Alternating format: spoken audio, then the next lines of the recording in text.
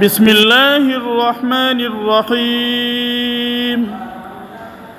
تبارك الذي جعل في السماء بروجا وجعل فيها سراجا وقمرا منيرا وهو الذي جعل الليل والنهار خلفة لمن أراد أن يذكر أو أراد شكورا وعباد الرحمن الذين يمشون على الأرض هونا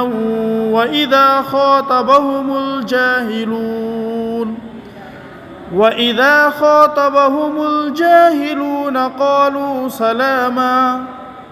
والذين يبيتون لربهم سجدا وقياما والذين يقولون ربنا اصرف عنا عذاب جهنم إن عذابها كان غراما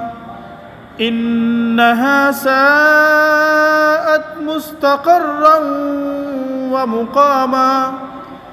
والذين إذا أنفقوا لم يسرفوا ولم يقتروا وكان بين ذلك قواما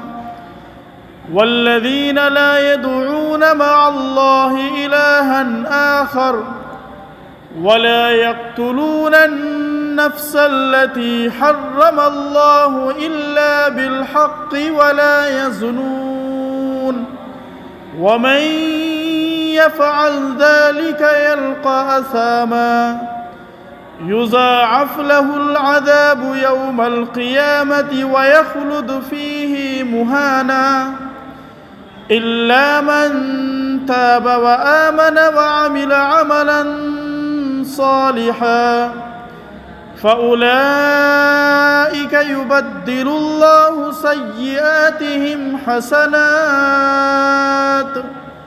وكان الله غفورا رحيما ومن